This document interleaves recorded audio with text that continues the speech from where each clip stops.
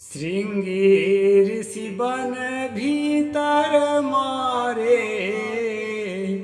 सिर ब्रह्मा का फोरी हो।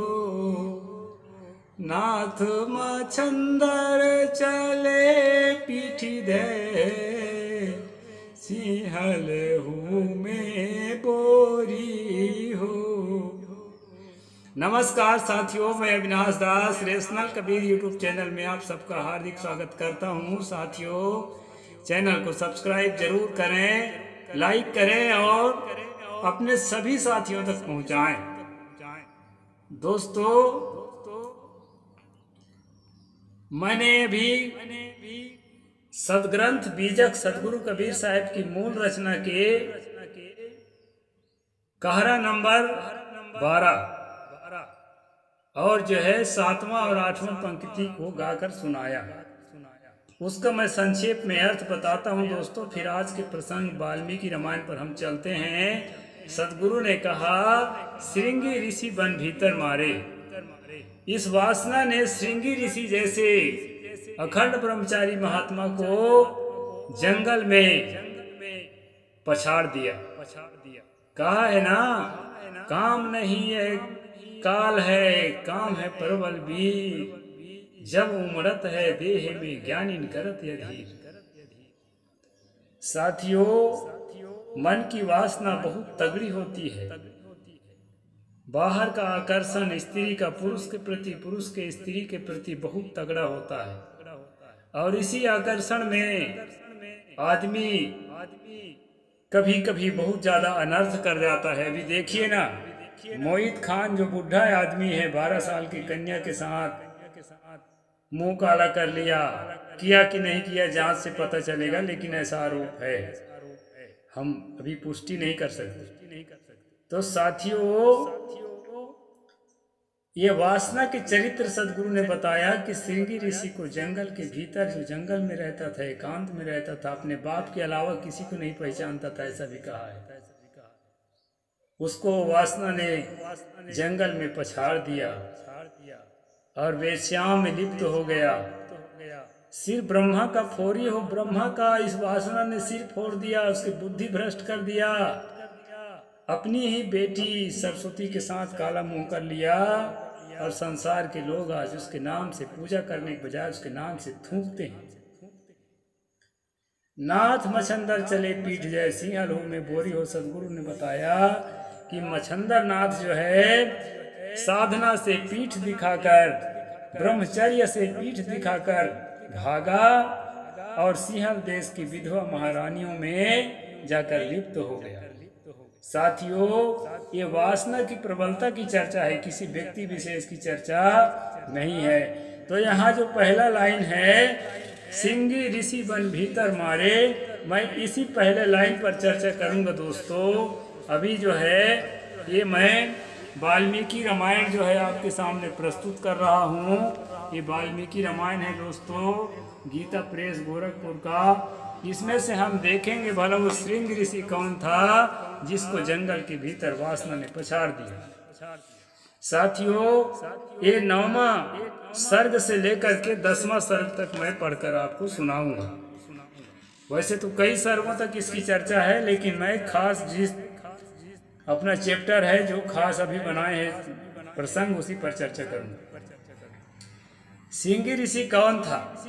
विभांटक, जिसके बारे में मैं राजा सुमति की कहानी में पहले बता चुका हूँ, वही विभांटक का बेटा था, औरस पुत्र था। और बताया जाता है दोस्तों, वो जंगल में रहता था। पिता जो है शहर आता था, गांव आता था, उसके खाने पीने की सामग्री, पहनने ओढ़ने की सामग्री ले जाता था, लेकिन उसको कभी गांव शहर नहीं लाया। जंगले में जन्मा और जंगले में पड़ा रहा। तो अपने पिता के अलावा वो किसी को पहचानता तक नहीं था। ऐसी कहानी जो है कहती है, ऋष्य श्रृंगो वनचरस्तप स्वाध्याय संयुतः यनभिज्ञस्तु नारीणां विषयाणां सुखस्य च।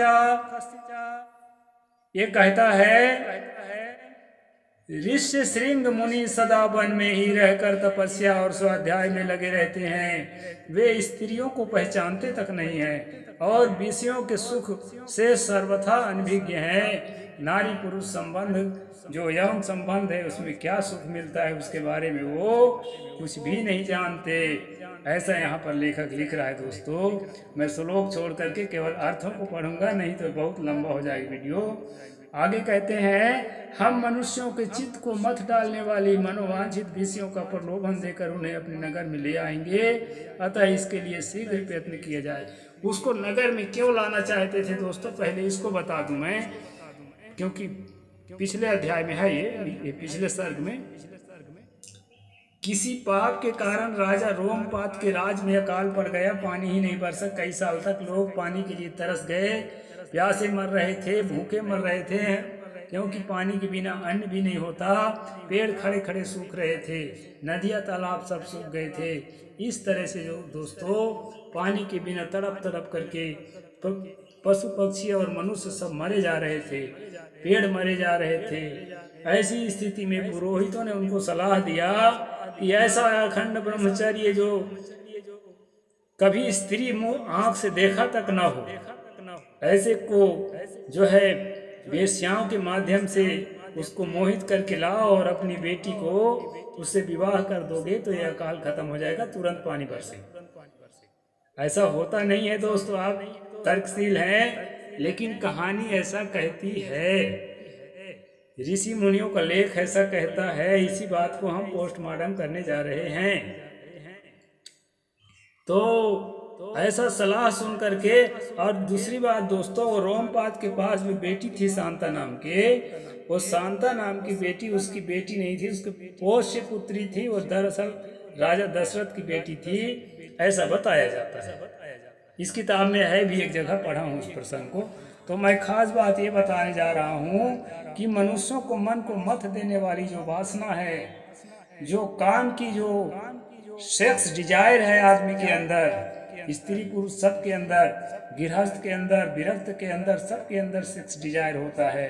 फर्क इतना है दोस्तों, जो सच्चा विरक्त होगा, खासकर कबीरपंथी विरक्त जो होता है, वो अपने इस डिजायर को भीतर ही भीतर बचा लेता है, लेकिन उसको जो है फिजिकल रूप से उसका कोई प्रयोग नहीं करता, और बाद में वो शमन हो जाता है, खत्म हो जाता है। क्योंकि किसी भी चीज का जब लगातार उपयोग नहीं करेंगे तो वो जाम हो जाता है। इस डिजायर का लगातार उपयोग नहीं होने से मन में जो है वो उसका उठान नहीं आता, और मन अच्छी अच्छी बातों में, अच्छी अच्छी भावनाओं में रमने लगता है। ये साधना का मतलब है। और इस चीज का ज्ञान दोस्तों, ये जो अपने आप को सनातन कहते हैं, उनके ऋषियों मुनियों को नहीं था। इसी कारण से बेचारे चक्कर में फंस जाते थे। उसी की ये कहानी है जो मैं आपको बता रहा हूँ। यदि सुंदर आभूषणों से विभूषित मनोहर रूप वाली वेश्याएं वहां जाएं, तो वे भांति भांति उपाय से उन्हें लुभाकर इस नगर में ले आएंगी। अतः उन्हें सत्कार पूर्वक भेजना चाहिए, वेश्याओं को सत्कार पूर्वक भेजना चाहिए, ऐसा उसके ऋषि मुनि और सलाहकार लोग बता रहे हैं राजा रोमपाद को। यह सुनकर राजा ने पुरोहितों को उत्तर दिया, बहुत अच्छा, आप लोग ऐसा ही करें। आज्ञा पाकर पुरोहित और मंत्रियों ने उस समय वैसी ही व्यवस्था की। तब नगर के मुख्य वेश्याएं राजा के आदेश सुनकर, नगरों में वेश्याएं भी रखी जाती थी प्राचीन काल में। जिस समय लेखक लेख लिख रहा था उस समय ऐसी प्रथा थी, जिसको अपनी कहानी में उसने चित्रित किया है। उस महान वन में गई और मुनि के आश्रम के थोड़ी दूर पर ठहर कर उनके दर्शन का उद्योग करने लगी। मुनि कुमार ऋषि श्रृंग बड़े ही धीर स्वभाव के थे, सदा आश्रम में ही रहा करते थे। उन्हें सर्वदा अपने पिता के पास रहने में ही अधिक सुख मिलता था, अतः वे कभी आश्रम के बाहर नहीं निकलते थे। उन तपस्वी ऋषि कुमार ने जन्म से लेकर उस समय तक पहले कभी किसी ना तो स्त्री देखी थी और ना पिता के सिवाय किसी पुरुष को देखा। केवल पिता को पहचानता था वो।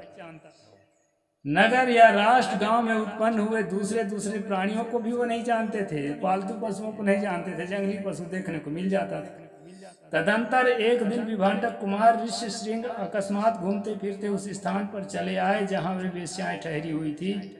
अब एक और तो कह रहा है पागल लेखक कि वो घर से बाहर निकलते ही नहीं, और दूसरी ओर कह रहा है वो जो है घूमते घूमते टहलने भी जाते थे और वेश्याएं जहाँ ठहरी थी वहां तक पहुंच गए। वहां उन्होंने उन सुंदरी वनिताओं को देखा। वनिताओं मानी महिलाएं। उन प्रमदाओं को वेश बड़ा सुंदर और अद्भुत था। प्रमदाओं का मतलब होता है जो काम वासना से अत्यंत जो है मथी हुई मन वाली, यानी जो है लापरवाह निर्लज्ज टाइप की हो जाती हैं, जो उसी धुन में ऐसा टाइप देखे होंगे आप, होते हैं, उसका मन ही वैसा हो जाता है। ऐसे प्रमदाओं को उन्होंने देखा, वे मीठे स्वर में गा रही थी। ऋषि कुमार को आया देख सभी उनके पास चली आई और इस प्रकार पूछने लगी, ब्राह्मण आप कौन हैं, क्या करते हैं तथा इस निर्जन वन में आश्रम बनाकर इतनी दूर अकेले क्यों विचर रहे हैं, यह हमें बताइए, हम लोग इस बात को जानना चाहती हैं। ऋषि श्रृंग ने वन में कभी स्त्रियों का रूप नहीं देखा था और वे स्त्रियां तो अत्यंत कमनीय रूप से सुशोभित थी, अतः उन्हें देखकर उसके मन में प्यार हो गया, मोह उत्पन्न हो गया। इसलिए उन्होंने उनसे अपने पिता का परिचय देने का विचार किया। वो बोले, मेरे पिता का नाम विभांडक मुनि है, मैं उनका औरस पुत्र हूँ, मेरा ऋषि श्रृंग नाम है और तपस्या आदि कर्म मेरा भूमंडल में प्रसिद्ध है। अब लेखक को ये पता नहीं है कि वो जब घर से बाहर निकले ही नहीं है तो भूमंडल में क्या प्रसिद्ध है क्या नहीं है तो क्या जानेगा। यहाँ पर ऋषि से झूठ बोलवा रहा है मान, जब कह रहा है कि मैं पूरी दुनिया में प्रसिद्ध हूँ। जब प्रसिद्ध हो कैसे जानते हो प्रसिद्ध हो कि नहीं हो। यहाँ पास ही मेरा आश्रम है, आप लोग देखने में परम सुंदर है, तो आपका दर्शन मेरे लिए शुभ कारक है। आप मेरे आश्रम पर चले, वहाँ मैं आप सब लोगों की विधि पूर्वक पूजा करूँ। अब पूजे तो करेगा, वो क्या करेगा। ऋषि कुमार की यह बात सुनकर सब उनसे सहमत हो गई। फिर वे सब सुंदरियां स्त्रियां आश्रम देखने की वहां चली गई। वहां जाने पर ऋषि कुमार ने यह अर्घ्य है, यह पाद्य है तथा यह भोजन के लिए फल मूल प्रस्तुत है, ऐसा कहते उन सबका विधिवत पूजा करने लगे। स्त्रियों के वेश्याओं की पूजा, इतना उनके रूप से इतना खुश हो गया वो कि उनकी पूजा, चरणों की पूजा करने लगे, चरण धो धो के पीने लगा। ये लेखक लिखता है दोस्तों, मैं नहीं कहता कि ऋषि मुनि ऐसा थे कि नहीं थे, मुझे नहीं मालूम ऋषि मुनि कभी होते भी थे कि नहीं होते थे, या मैं नहीं जानता, लेकिन जो लिखा है स्पष्ट पढ़कर मैं सुना रहा हूँ। ऋषि की पूजा स्वीकार करके वे सभी वहां से चली जाने की उत्सुक हुई। उन्हें विभांडक मुनि का भय लग रहा था, यानी बदमाशी कर रहे हैं ऐसा उनको मालूम था महिलाओं को, क्योंकि उसका पिता आ जाएगा तो कुछ गड़बड़ न कर दे, चोर की जीव थोर मां। वो जो है डर रही थी और डर के कारण जल्दी से भागने का विचार करने लगी, यहाँ लिखा है। इसलिए उन्होंने शीघ्र ही वहां से चली जाने का विचार किया। वो बोली, ब्राह्मण हमारे पास भी ये उत्तम उत्तम फल है, विप्र परवर, इन्हें ग्रहण कीजिए, आपका कल्याण हो। इन फलों को शीघ्र खा लीजिए, विलंब न कीजिए, जल्दी खा लो, कोई देखने न पाए।